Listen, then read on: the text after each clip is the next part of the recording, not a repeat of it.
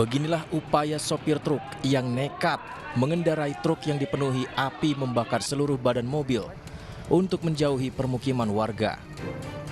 Truk pengangkut makanan ringan ini terbakar saat melaju dari arah Kecamatan Wangon, Banyumas di jalur selatan Cilacap, Jawa Tengah menuju Tasikmalaya, Jawa Barat. Sopir truk sendiri tidak mengetahui dari mana sumber api yang tiba-tiba membakar truknya. Dari belakang tuh nguber-nguber mobil unit bak itu nguber-nguber saya bawa asap dari box. Nah, udah keluar.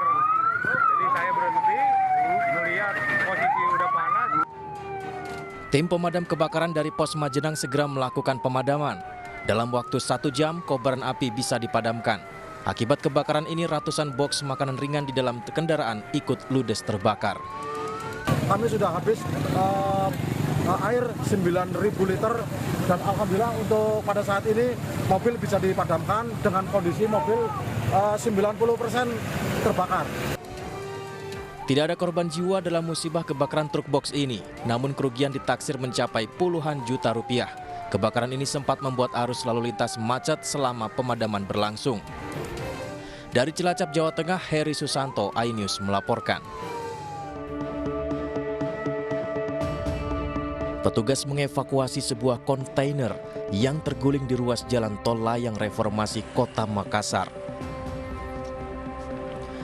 Kontainer berisi air mineral terguling, jatuh dari truk tronton yang membawanya. Truk tidak kuat melewati jalur pendakian kilometer 5600. Truk mundur dan menabrak pembatas jalan tol hingga kontainer terlepas dan jatuh. Evakuasi membutuhkan waktu 3 jam. 2 alat berat kren dikerahkan untuk mengangkat badan kontainer. Terjadi kendaraannya mundur sehingga hilang kendali, sempat menabrak pembatas jalan.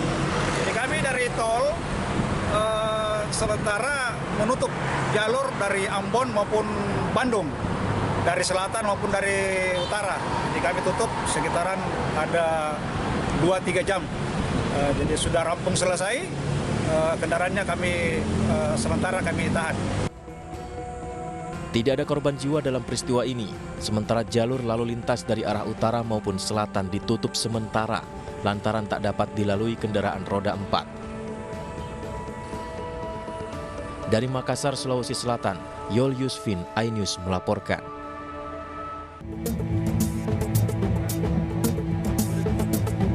Rudy Golden Boy, mantan atlet mixed martial art atau MMA, lagi-lagi terlibat keributan. Kali ini Rudy adu jotos dengan warga di sebuah minimarket di Pagedangan, Tangerang, Banten. Diduga ia tidak terima saat 2 orang pemuda memotong antrian saat ia antre di kasir. Setelah saling serang, calon anggota legislatif ini kemudian menjatuhkan salah satu pemuda ke lantai. Dalam waktu dekat, polisi segera memanggil Rudy Golden Boy dan kelompok pemuda yang terlibat perkelahian itu. Kejadian yang terlihat di media sosial belum secara utuh. Kami sudah melihat itu secara utuh. Kami akan melakukan gelar perkara sejauh mana langkah-langkah hukum akan diambil. Karena kekerasan di muka umumnya itu cukup sangat mutlak terjadi. Karena gesekan fisiknya, ada serangannya, seperti itu. Ada info liar Bu ya, kalau ini sekedar konten atau prank lah Bu. Ini bisa tanggapannya gimana Bu? Sampai saat ini kami pastikan dari keterangan-keterangan saksi awal, klarifikasi yang sudah diambil bahwa ini kejadian murni, tidak ada prank ataupun settingan. Sebelumnya Rudy Golden Boy juga pernah terlibat duel di jalan dengan seorang pengendara mobil. Kasus ini berujung damai setelah dimediasi oleh aparat kepolisian. Dari Tangerang, Banten, Nunung Purnomo, iNews melaporkan.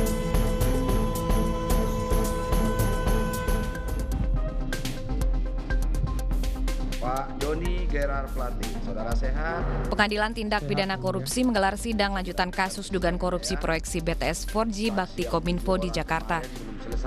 Terdakwa mantan Menkominfo Johnny Gerard Plate hadir dalam persidangan. Saksi yang hadir salah satunya Kepala Divisi Last Mile dan Backhaul Bakti Kominfo Muhammad Feryandi Mirza. Dalam persidangan, hakim bertanya terkait isi percakapan dengan frasa keep silent kepada salah satu tenaga ahli proyek, Mariulis. Yang mulia untuk baca. Saksi menyebut diperintahkan salah satu terdakwa yakni Dirut Baktikominfo Anang Ahmad Latif untuk membentuk tim teknis pendamping di luar tim yang sudah dibentuk. Hakim mencurigai tujuan pembentukan tim tersebut. Yang saya minta untuk membantu tim teknis pendamping Pokja, tapi tidak semua nih, karena PM itu ada 14 orang. Sementara yang saya minta bantuan cuma 2 orang, saya minta diam-diam ya, jangan memberitahu tenaga ahli PMU yang lain bahwa kamu saya mintain tolong untuk bantu tim ini. Seperti itu yang mulia. Nyatanya 2 perusahaan itu jadi pemenang tender enggak akhir-akhirnya? Huawei dan ZTE iya sebagai pelaksana pemenang tender.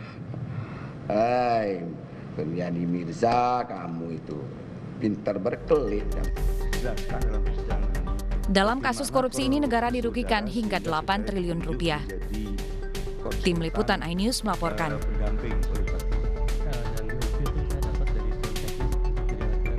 Pertemuan ratusan PPKBD BKKBN bersama Gubernur Jawa Tengah Ganjar Pranowo ini digelar untuk mendorong sosialisasi dan penanganan stunting di sejumlah desa di Jawa Tengah. Kader PPKBD nantinya akan diterjunkan ke desa-desa dan berpartisipasi memberikan pangan bergizi bagi anak-anak dan ibu hamil secara swadaya.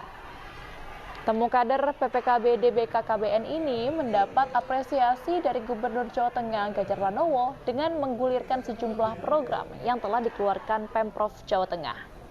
Selain itu, Gubernur Jawa Tengah juga telah meluncurkan beras fortifikasi sebagai panganan penambah gizi bagi ibu hamil.